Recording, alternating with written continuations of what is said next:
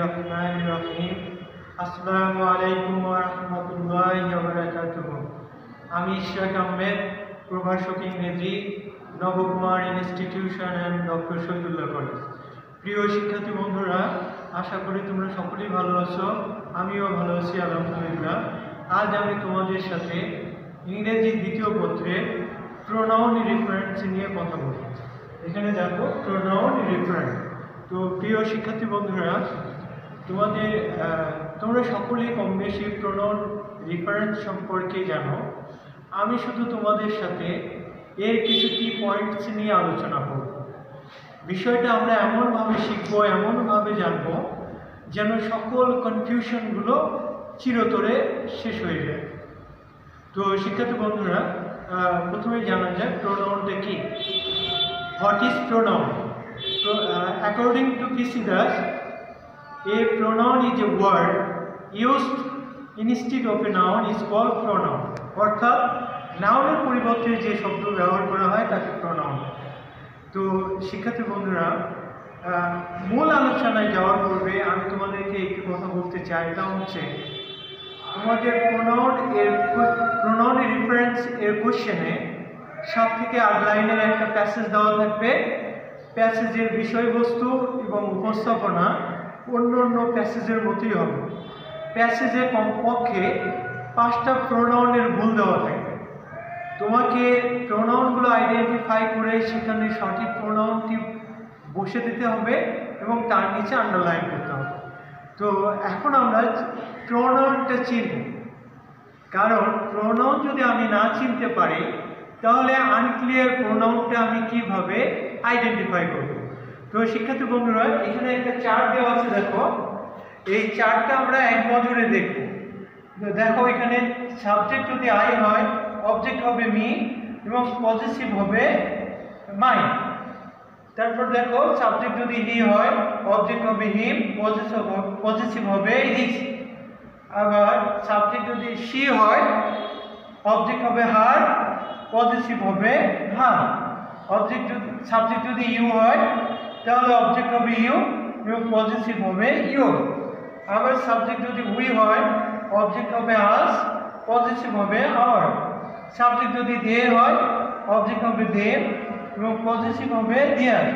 Subject যদি ইট হয়, object হবে ইট এবং পজিটিভ হবে ইট।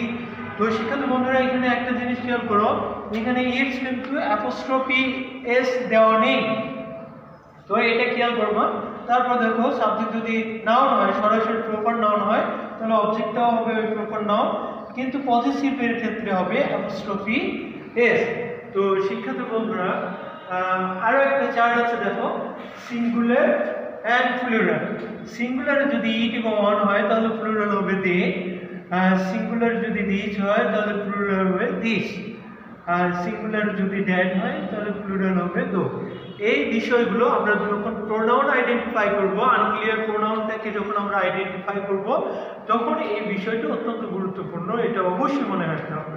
তো শিক্ষার্থী বন্ধুরা, আরও যে বিষয়টা আমাদের অবশ্যই মনে রাখতে হবে প্রোনাউন রেফারেন্সটাকে ক্লিয়ার করে জানার জন্য, তা হচ্ছে এখানে দেখো, তোমাদের অবশ্যই মনে রাখতে হবে প্রোনাউন রেফারেন্সে 2 ধরনের ভুল থাকে। একটা হচ্ছে ডাইরেক্ট মিস্টেক, আর একটা হচ্ছে কনফিউশন। তো ডাইরেক্ট মিস্টেক, এই ধরনের ভুলের ক্ষেত্রে সরাসরি প্যাসেজটিতে হি এর জায়গায় শি, শি এর জায়গায় ইট এবং ইটের জায়গায় দিয়ে থাকবে। For example, a cook was roasted a duck for it's master. তো শিক্ষার্থী বন্ধুরা, দেখো এখানে লেখা আছে একজন বাবুর্চি তার মালিকের জন্য একটা হাঁস রোস্ট করেছে। তার মালিকের জন্য, দেখো এখানে কিন্তু ইট দেওয়া আছে। ডাইরেক্ট স্টেপটা হবে এরকম, আমি বলেছি হির জায়গায় সি হবে, সির জায়গায় ইট হবে, ইটের জায়গায় দে হবে এরকম। তো এখানে তার মাস্টার মানে কি, এই বাবুচি যে, এটা কি পুরুষ না, তার জন্য আমরা কি প্রোনাউন বসাতে পারি হি, কিন্তু তার পজিটিভ কি হবে, তার পজিটিভ হবে হি, সরি তার পজিটিভ হবে, তাহলে কি হবে হিজ মাস্টার, অবশ্যই এটা হবে না। পরের লাইন দেখো, হি লুক সো ডেলিশিয়াস। মানে যে রোস্টটা সে করেছিল এই রোস্টটা দেখতে ছিল অত্যন্ত সুস্বাদু, কিন্তু হি তো বলতে এই কুককে বোঝানো হচ্ছে। বাবুর্চি কি খেতে সুস্বাদু ছিল, দেখতে সুস্বাদু ছিল? অবশ্যই না। তো যে খাবারটা সে রান্না করেছিল, রোস্টটা করেছিল, সেটা সুস্বাদু ছিল। তো সেই জন্য এই প্রোনাউনটা কি হবে বলো? যদি আমি আবার বলছি, যদি এই প্রোনাউনটা অবশ্যই তার পূর্বের নাউনকে নির্দেশ করবে, পূর্বে যে বাক্যটা থাকবে সেই বাক্যের নাউনকে নির্দেশ করবে এই প্রোনাউনটা। তাহলে এখানে হি জায়গায় বন্ধুরা আমরা কি বসাতে পারি? হি জায়গায় আমরা বসাতে পারি the roast look so delicious। এখানে অবশ্যই বুঝতে পেরেছো তোমরা। পরের লাইন দেখো, women are nowadays as important as men in society। সমাজে পুরুষের মতো মেয়েরাও অত্যন্ত গুরুত্বপূর্ণ। তারপরের লাইনে আছে she constitute nearly half of our total population। যারা হচ্ছে আমাদের মোট জনসংখ্যার অর্ধেক। তো শিক্ষার্থী বন্ধুরা দেখো এখানে she দেওয়া আছে, women দেওয়া আছে এবং মেন। তাহলে she কাকে ফলো করবে বলো? অবশ্যই ওমেনকে ফলো করবে। তাহলে ওমেনটা এখানে কি সিঙ্গুলার না প্লুরাল? ও ম্যান যদি হয় তাহলে সেটা সিঙ্গুলার।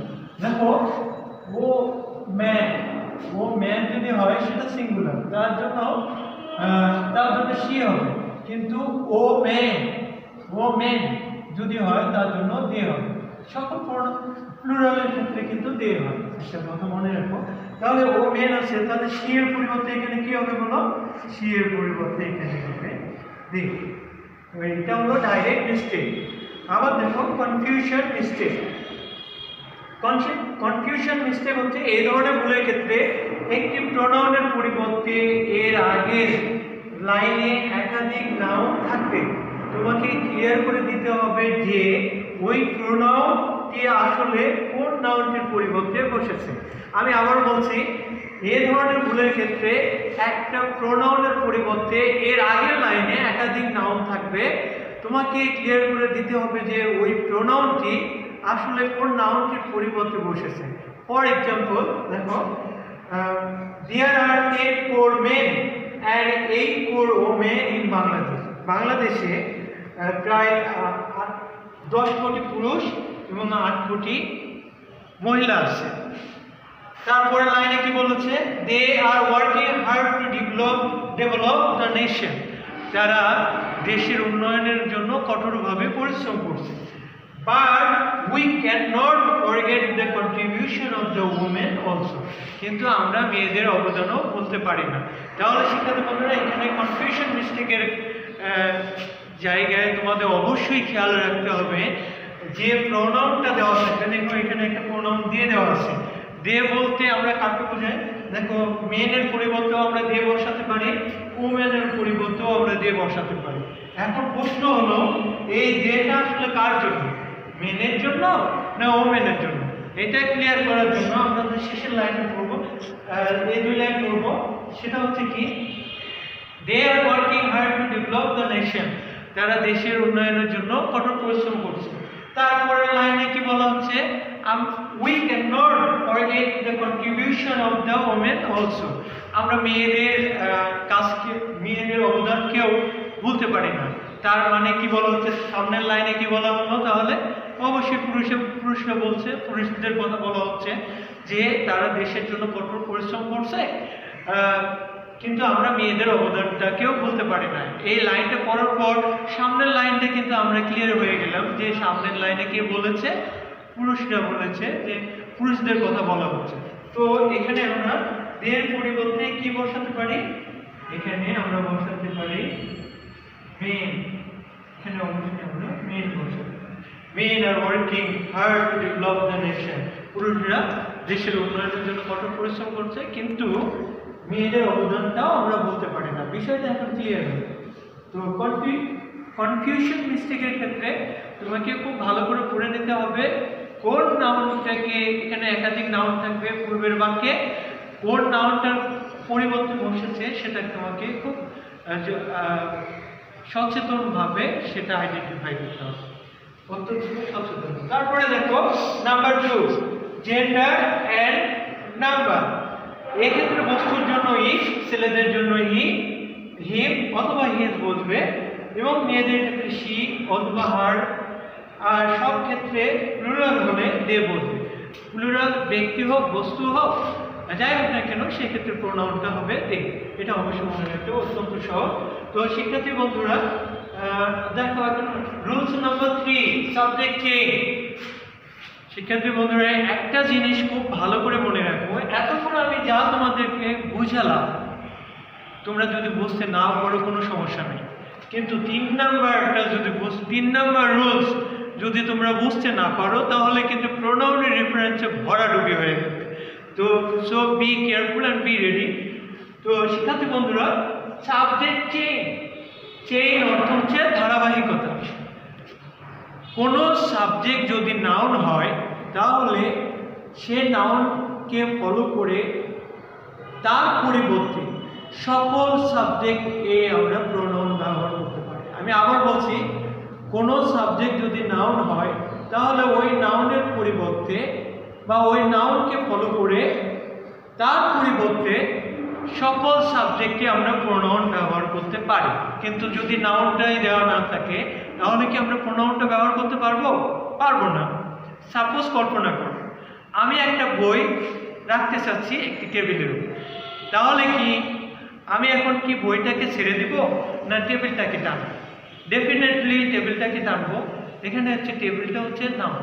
তো শিক্ষার্থী বন্ধুরা প্রোনাউনটাও ঠিক সেই রকম, আমরা একটা প্রোনাউন ব্যবহার করব যে জায়গায়, কিন্তু তার আগে ঠিক সেই জায়গায় একটা নাউন থাকতে হবে, দেন তখন আমরা এই প্রোনাউনটা ব্যবহার করতে পারব।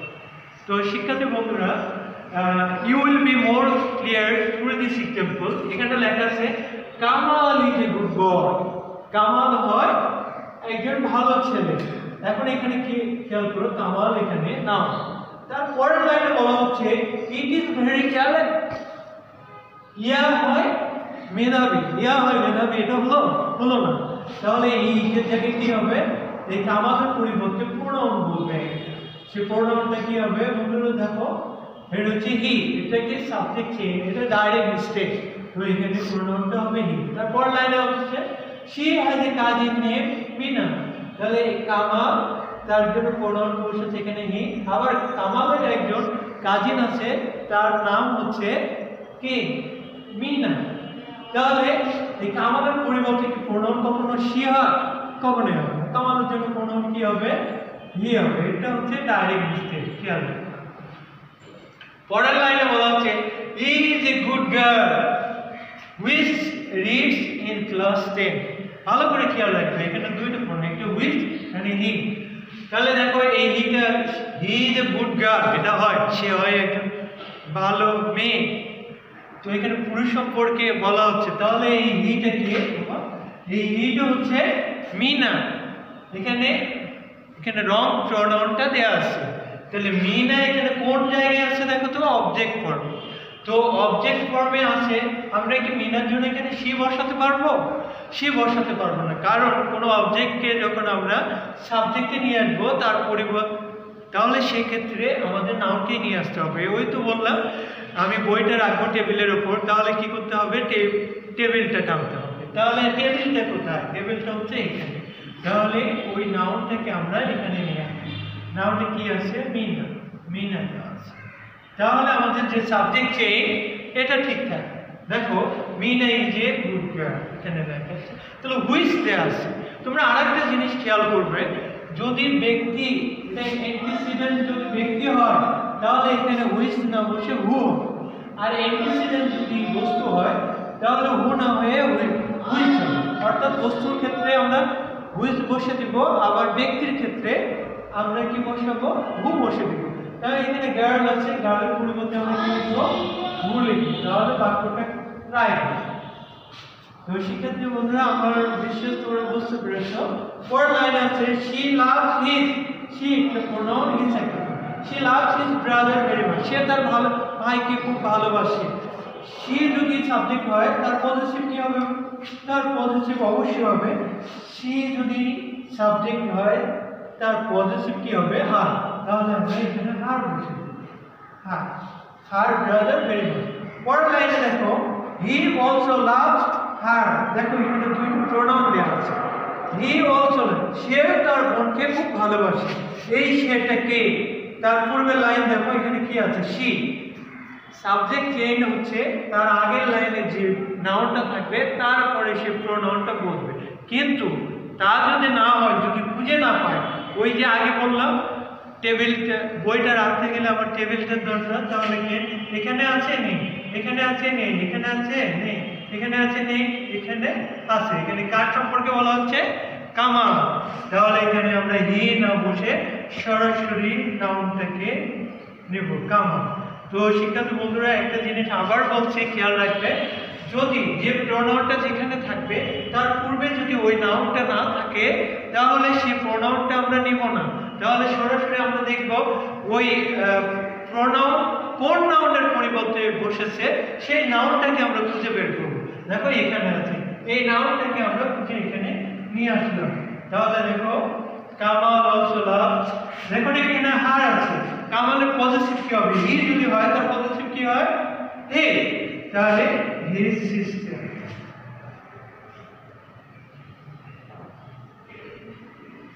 আমার মনে হয় ইনশাআল্লাহ তোমরা খুব ভালোভাবে বুঝতে পেরেছো, আশা করি। যদি কোথাও কোনো প্রবলেম থাকে তাহলে কমেন্টস বক্সে তোমরা আমাকে জানাবে, আমি চেষ্টা করবো ইনশাআল্লাহ তোমাদের প্রবলেমগুলো সলভ করে দেওয়ার জন্য।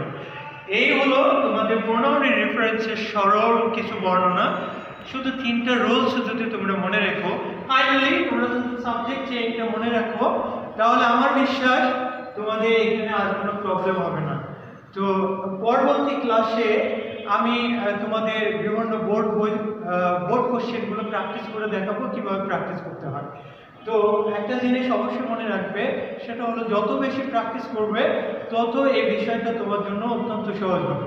তো শিক্ষার্থী বন্ধুরা, তোমরা সবসময় মনে রাখবা বোর্ড কোশ্চেনগুলো বেশি করে প্রায়োরিটি দিবা, বাসায় বেশি বেশি করে প্র্যাকটিস করবে। আমি যেভাবে বলেছি এইভাবে বোঝার চেষ্টা করবে। একটা প্যাসেজে যতগুলো প্রোনাউনগুলো দেওয়া থাকবে, আনক্লিয়ার প্রোনাউনগুলো দেওয়া থাকবে, এগুলো তোমরা খুব ঠান্ডা মাথায় আইডেন্টিফাই করবে, সবগুলো প্রোনাউনের নিচে আন্ডারলাইন করবে। তারপর ফাইনালি যখন তুমি বাক্যগুলো পড়বে তখন কোনটা আনক্লিয়ার, কোনটা রং প্রোনাউন, এটা তোমার আইডেন্টিফাই করা সহজ হবে। তো এখন আমি তোমাদের কিছু হোমওয়ার্ক দেব। দেখো এই হোমওয়ার্কগুলো বাসায় করে নিজ নিজ ক্লাস টিচারকে জমা দেবো।